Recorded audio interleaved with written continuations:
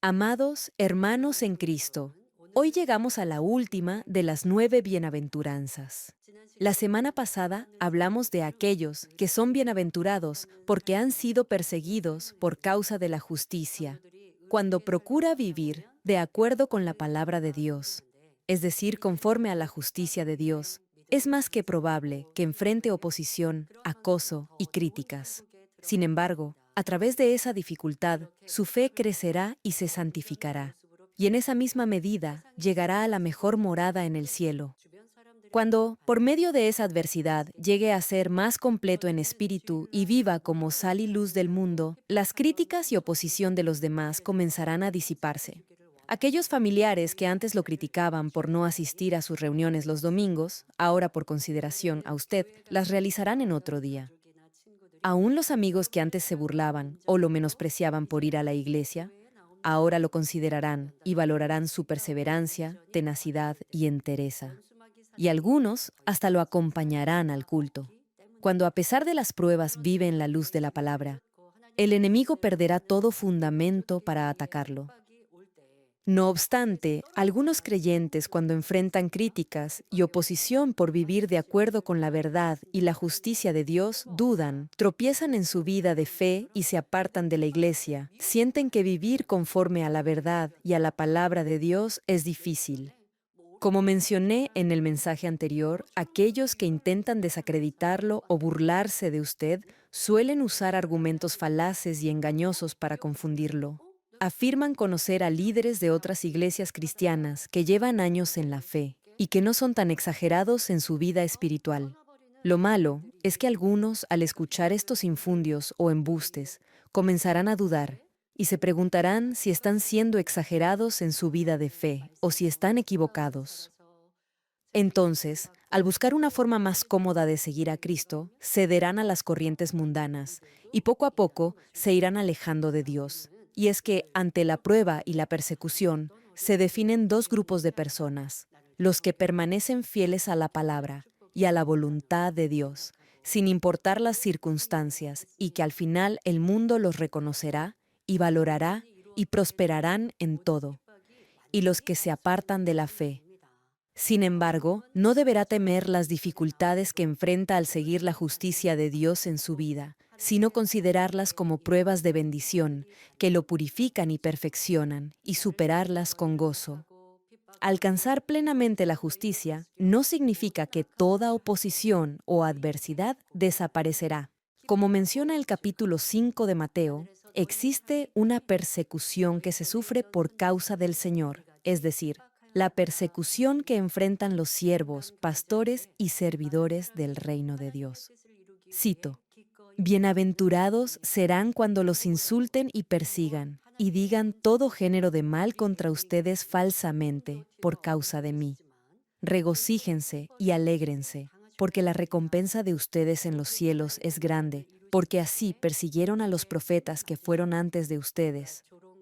A lo largo de los siglos, muchos han sufrido y han entregado sus vidas para cumplir la voluntad de Dios. El ejemplo por excelencia es el Señor Jesucristo, quien, siendo Dios mismo, aceptó y soportó el castigo y el tormento destinado a los pecadores, a pesar de ser puro y sin mancha ni defecto. Con el fin de establecer el reino de Dios, el Señor fue azotado cruelmente, soportó burlas, desprecio y finalmente fue crucificado. Juan el Bautista también, siendo un hombre justo e inocente, fue encarcelado y decapitado. Del mismo modo, los 12 discípulos del Señor Jesús, al predicar en su nombre, enfrentaron azotes y prisiones, y la mayoría de ellos terminó entregando su vida como mártires del Evangelio. Hermanos, el capítulo 11 de Segunda de Corintios nos revela el profundo sufrimiento que el apóstol Pablo soportó en su periplo misionero por Asia para establecer iglesias y extender el Evangelio del Señor hasta Roma. Tuvo que pagar un alto precio por su fidelidad para obedecer la voluntad de Dios. Él mismo lo relata. Escuche bien el pasaje. ¿Son ministros de Cristo? Como si estuviera loco, hablo. Yo más, en trabajos más abundante, en azotes sin número, en cárceles más, en peligros de muerte muchas veces. De los judíos 5 veces he recibido 40 azotes menos uno. 3 veces he sido azotado con varas, una vez apedreado, 3 veces he padecido naufragio. Una noche y un día he estado como náufrago en alta mar, en caminos muchas veces, en peligros de ríos, peligros de ladrones, peligros de los de mi nación, peligros de los gentiles, peligros en la ciudad, peligros en el desierto, peligros en el mar, peligros entre falsos hermanos, en trabajo y fatiga, en muchos desvelos, en hambre y sed, en muchos ayunos, en frío y en desnudez. No solo en el tiempo del Nuevo Pacto vemos este sacrificio. En el Antiguo Testamento, el profeta Isaías murió martirizado, siendo aserrado por la mitad bajo el reinado del malvado rey Manasés. Moisés también enfrentó la persecución de Faraón y su ejército, e incluso sufrió a causa de los mismos israelitas, a quienes guiaba en su éxodo de Egipto. Sin embargo, debemos entender algo vital. Su sufrimiento no provenía de la debilidad. No eran hombres sin poder. Jesús mismo tenía la autoridad para convocar legiones de ángeles y destruir a los impíos. Grandes hombres como Moisés, Pablo, Pedro y Juan mostraron evidencias claras de que Dios obraba a través de ellos. Especialmente Moisés y Pablo manifestaron un poder tan grande que en aquel tiempo hubo quienes incluso los consideraron dioses. No obstante, eran conscientes de que las persecuciones que atravesaban estaban dentro de la voluntad de Dios y que cada prueba era necesaria para que su providencia se cumpliera.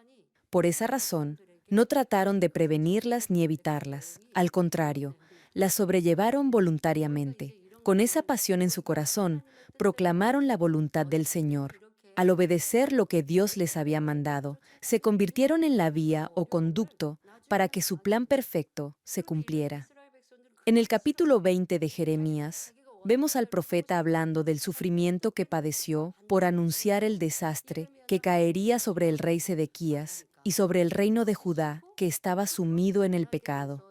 Cuando la palabra de Dios vino sobre Jeremías, él la proclamó con valentía, aunque sabía que no era un mensaje motivador ni fácil de aceptar. Más bien era una clara advertencia divina, señalando que si el pueblo se negaba a actuar conforme a la voluntad de Dios y prefería seguir sus propios deseos, buscando refugio en Egipto por su cuenta, terminarían inevitablemente sumergidos en la angustia y la aflicción. Como era de esperarse, al pueblo no le gustó la palabra. Querían vivir a su manera, pero Jeremías declaró la voluntad de Dios, que era lo opuesto a sus deseos. El profeta sabía que, al entregar esa palabra, sufriría la persecución del rey y del pueblo. Él mismo decía que, por anunciar el futuro, sería objeto de burla, oprobio y escarnio. Era muy consciente de su entorno. Sabía que muchos buscarían acusarlo y que incluso sus amigos íntimos esperaban su caída. Aunque pudo haber evitado todo ese dolor simplemente callando, no pudo hacerlo. Y en otro versículo describe el sentimiento desgarrador que experimentaba en su interior. Y cito, si digo, no me acordaré más de él, ni hablaré más en su nombre. Entonces su palabra es en mi corazón como un fuego ardiente que penetra hasta los huesos. He hecho todo lo posible por contenerla, pero ya no puedo más. Aquellos que conocen la voluntad de Dios y le aman, descubrirán que les resultará más difícil dejar de cumplir su voluntad que soportar la persecución y el sufrimiento. Cuando los insulten, los critiquen o los acusen falsamente en el nombre del Señor, la palabra dice que deberán regocijarse y estar alegres, en lugar de entristecerse, quejarse o lamentarse. Y es porque su recompensa será inmensa en los cielos. Históricamente, cuando un rey estaba en peligro, sus siervos más leales se ponían las vestiduras o las armaduras reales para confundir al enemigo y ser blancos de su ataque y así salvarlo. Después de que el peligro pasaba, como gratitud y reconocimiento, el rey les otorgaba a estos siervos fieles grandes recompensas. Eran sumamente honrados, y si morían, el rey incluso les concedía a sus descendientes la recompensa más alta posible. Demostraron su amor y lealtad entregando sus propias vidas. Como señala la Escritura, nadie tiene un amor mayor que este, que uno dé su vida por sus amigos. De la misma manera, si sufrimos oposición, si soportamos dificultades e incluso entregamos la vida por el Señor, Dios, quien es el Señor de toda la creación, derramará bendiciones sobre nuestra vida más allá de lo que podamos imaginar. Por ejemplo, en el cielo, algunos que sufrieron persecución por el Señor y le amaron hasta el punto del martirio, aunque aún no habían alcanzado plenamente la santidad, recibirán mayor gloria que los demás. Aquellos creyentes que mueren sin haber abandonado completamente el pecado no alcanzarán este mismo nivel de gloria. Sin embargo, en el caso de los mártires que murieron por el Señor, repito, a pesar de no haber llegado a la santidad perfecta, ocuparán una mejor morada en el reino de los cielos. Más aún, los que han sido fieles en toda la casa de Dios entrarán en la nueva Jerusalén y disfrutarán de una gloria y bendiciones indescriptibles. Dios recordará cada acto de fidelidad y cada servicio y labor, y lo recompensará.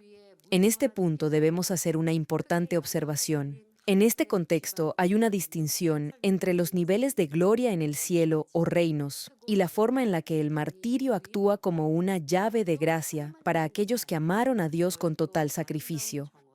En lo que respecta a las moradas celestiales que tendrán los que han sido fieles en toda la casa de Dios, igualmente habrá una clara diferencia tanto en extensión como en belleza, y todo eso se hará en función del carácter del alma que la ocupará. En los jardines de sus moradas habrá no solo flores y frutos, sino también hermosas fuentes de diversos materiales y diseños. Y de esas fuentes, bellamente labradas, no solo brotará agua, sino también fragancia y luz. Así como en este mundo la tecnología de punta permite actualmente proyectar imágenes en el aire, de la misma manera, en el cielo se mostrarán imágenes a través de esas fuentes. Es decir, la gloria celestial preparada para aquellos que consagran toda su vida al Señor y vencen cualquier dificultad con fe, gozo y gratitud es incalculable. Lo mismo sucederá cuando ustedes lleguen al reino de los cielos. Aunque no hayan entregado sus vidas como mártires, todo lo que hayan hecho por el Señor y cada oprobio o escarnio que hayan soportado con un corazón de mártir será recordado y recompensado con bendiciones. Debido a que Dios ama a quienes han sufrido en el nombre del Señor, incluso los deseos más insignificantes de su corazón se cumplirán tal como lo anhelan.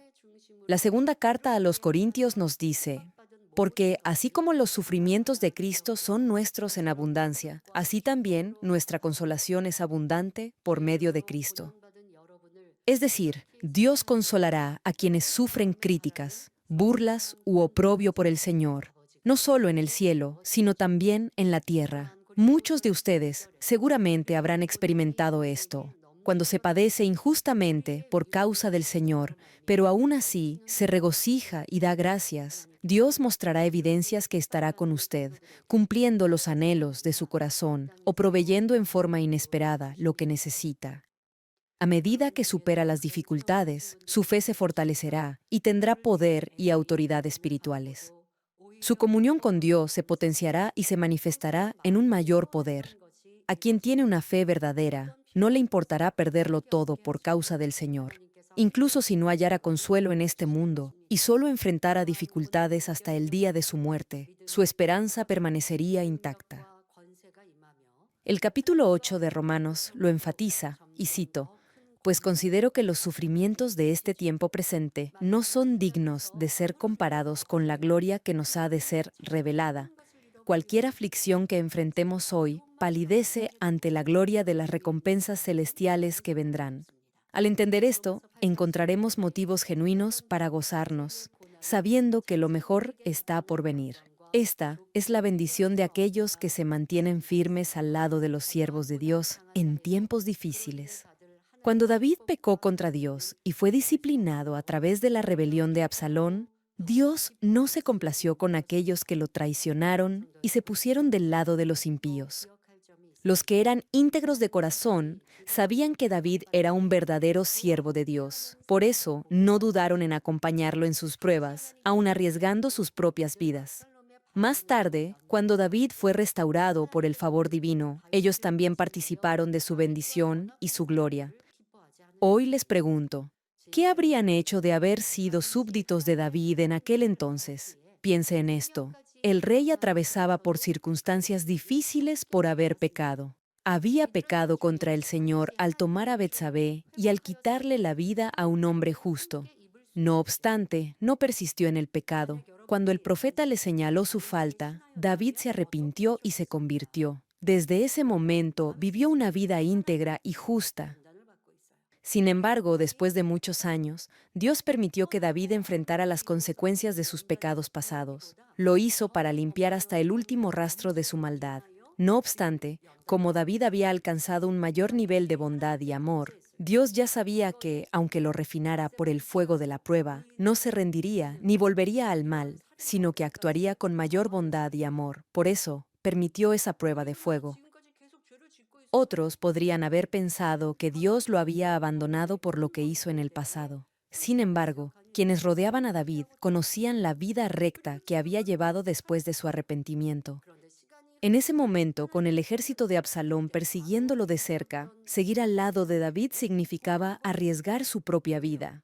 Elegir estar con David en su huida era una decisión temeraria. Lo más seguro habría sido esconderse, abandonarlo o incluso unirse a Absalón, quien parecía tener la victoria asegurada y así recuperar su posición o estatus social. Sin embargo, estoy seguro de que ninguno de ustedes haría algo así. Los que conocieron de verdad el corazón sincero de David hacia Dios y hacia su pueblo, y entendieron cuánto amaba Dios a David, jamás hubieran abandonado al rey.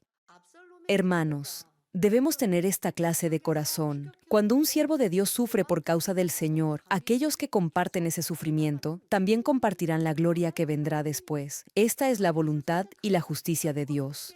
Jesús les dijo a sus discípulos en el capítulo 22 de Lucas: Ustedes son los que han permanecido junto a mí en mis pruebas, y así como mi Padre me ha otorgado un reino, yo les otorgo que coman y beban a mi mesa en mi reino, y se sentarán en tronos juzgando a las 12 tribus de Israel. Esta iglesia ha sido difamada y perseguida varias veces por causa del Señor y ha enfrentado muchas dificultades. Aquellos que han compartido estas pruebas ahora están compartiendo también las bendiciones. Ustedes no se quedaron callados para evitar problemas, ni abandonaron la iglesia por beneficio personal. A pesar de enfrentar burla y oposición en sus hogares o trabajo, muchos se mantuvieron firmes, tratando de ayudar a la iglesia a sobrellevar las cargas, permaneciendo en su puesto o cargo. Cuando las pruebas terminaron, Dios los recompensó, creciendo en su medida de fe y bendiciéndolos tanto en el espíritu como en lo material. Por cierto, la prueba reciente que hemos enfrentado ha sido tanto un refinamiento para toda la iglesia como un autoexamen para cada miembro. Aquel fue un tiempo para poner a prueba y confirmar el nivel de lealtad y de justicia que habían alcanzado. Si todos hubieran respondido con la verdad, esa verdad que han visto con sus propios ojos y que han oído, no solo habrían experimentado el inmenso amor de Dios y un crecimiento en su fe, sino que el Señor también les habría concedido las peticiones de su corazón. Descubrir nuestras propias faltas es también parte de la providencia y del amor de Dios, y es que, al hacerlo, seremos purificados y llegaremos a ser verdaderos hijos de Dios. Cuando descubren sus fallas, carencias y errores y verdaderamente se arrepienten de todos ellos, Dios restaurará su primer amor y les ayudará a experimentar una completa transformación. Su amor por Dios y su esperanza por el cielo crecerán y de esa manera cultivará una fe espiritual firme y sólida. Aquellos que han servido con fidelidad y han consagrado su vida al Señor y han superado toda prueba con gozo por amor al Evangelio y al reino de Dios, verán que el Señor los conducirá hacia nuevas y mayores bendiciones. Testificarán de su poder en todo lo que hagan, en su familia, en su trabajo y en sus proyectos personales. Aquí concluyo. Hoy hemos finalizado esta serie de las bienaventuranzas. Las bienaventuranzas no solo nos revelan la riqueza y la gloria terrenales que podremos alcanzar, sino también las bendiciones imperecederas e inimaginables, como la salvación y la vida eterna en el cielo. Consideren por un momento el esfuerzo que invierte la mayoría para vivir una vida holgada y sin apremios económicos, aunque sea solo por un corto tiempo en esta tierra, los años que dedica al estudio para integrarse a la sociedad. Desde la escuela primaria hasta la universidad, al menos tomará 16 años. Incluso después de terminar la universidad y obtener su título profesional, la vida no le resulta cómoda ni prosperará de inmediato. Al contrario, más bien lo llevará a un nuevo mundo de feroz competencia. Por ejemplo, comenzar a laborar en una empresa o compañía suele significar el inicio de un largo camino para ascender desde un nivel básico de empleado hasta alcanzar un rango ejecutivo o de supervisor. La mayoría enfrentará pruebas duras y a veces una desleal competencia para subir peldaño a peldaño la escalera del éxito material. Todo este esfuerzo será solo para vivir bien unas pocas décadas en este mundo. Y a pesar de tanto empeño, muchos no logran alcanzar todo lo que desean, experimentando fracaso y desaliento. Y de un momento a otro, le podrá sobrevenir alguna enfermedad o sufrir algún accidente. Incluso sus hijos podrán decepcionarlos. Aun cuando hayan trabajado duro, ahorrado dinero y subido de estatus social, un día se mirarán al espejo y descubrirán la triste realidad que los años han dejado marca en sus rostros y que ya son ancianos. El vigor de la juventud se habrá desvanecido y nada de lo que ha acumulado y guardado en esta vida se lo podrá llevar a la tumba. La vida es así de fugaz y efímera. Sin embargo, es diferente para quienes viven para el Señor. Ellos serán bendecidos tanto en esta vida como en la vida venidera. Aunque vivan una vida limitada e incluso en algunos casos de escasez en esta tierra como el mendigo Lázaro, o hayan sufrido y aún hayan perdido la vida por causa del Señor, les espera la gloria del cielo, la cual no tiene comparación con las bendiciones materiales en este mundo. Hermanos, el capítulo 3 de Colosenses nos dice, pongan la mira en las cosas de arriba, no en las de la tierra. Y en la carta a los Filipenses se declara, porque nuestra ciudadanía está en los cielos. Tal como mencionan estos versículos, como ciudadanos del reino de los cielos, no deben poner su esperanza en las cosas terrenales, sino en la gloria que les será revelada en el cielo. Oro en el nombre de nuestro Señor Jesucristo para que cada día avancen hacia la nueva Jerusalén y disfruten plenamente de las bendiciones de las bienaventuranzas que Dios nos concede, tanto en la tierra como en el cielo.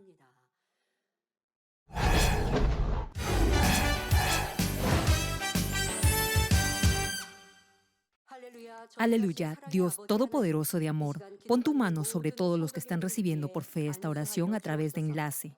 Manifiesta tu obrar que trasciende el tiempo y el espacio en todos tus hijos alrededor del mundo. Dale la fe para que puedan creer y aleja todo pensamiento negativo y toda duda. Quita de ellos toda carga y aflicción. Quema con el fuego del Espíritu Santo todo dolor y limpia todo órgano interno, nervio y célula. Ordeno en el nombre de Jesucristo al diablo y a Satanás, a toda enfermedad, virus y bacteria, fuera. Sana toda enfermedad incurable, endémica, incluida la malaria. Que toda enfermedad contagiosa, resfriado, tos, fiebre y gripe desaparezcan.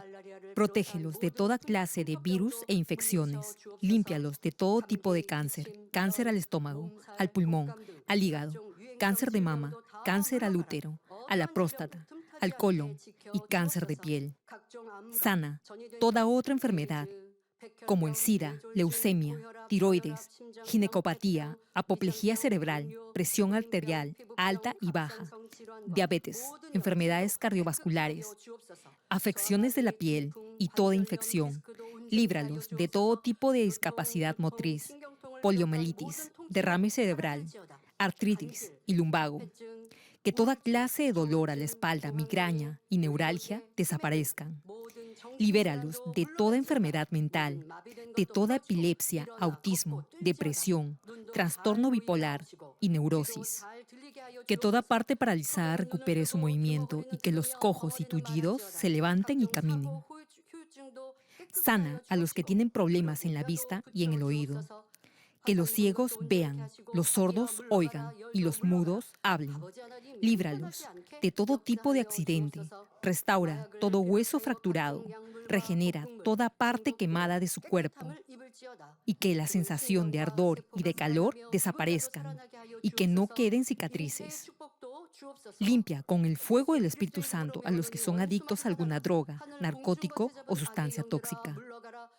Renueva todo tejido y célula muerta, que los muertos vuelvan a la vida. Concede la bendición de concebir a los que no pueden tener hijos. En el nombre de Jesucristo, ordeno al diablo y a Satanás y a toda potestad del aire y toda fuerza del mal, fuera. Todo poder de las tinieblas, espíritus malignos, perversos, astutos, deshonestos, engañadores, espíritus de división, de tentación, de mentira, todo espíritu de iniquidad, fuera. Ato a toda fuerza de la oscuridad y de maldad, y que tu luz descienda sobre tus hijos. Padre, dales la fuerza necesaria para que puedan clamar a ti en oración y se despojen de todo pecado y vivan en santidad. Que sus almas prosperen, tengan salud y que sus familias sean evangelizadas. Responde a los deseos de su corazón, a su clamor y a sus oraciones. Protege a tus hijos de todo accidente y guarda sus hogares, trabajos y negocios con el fuego del Espíritu Santo y tus huestes celestiales. Y que todo lo que hagan lo hagan para tu gloria. Manifiesta tu poder para que con toda confianza puedan testificar que has respondido a sus oraciones y los has bendecido. Gracias, Padre. Toda la gloria sea para ti. He orado en el nombre de nuestro Señor Jesucristo. amén.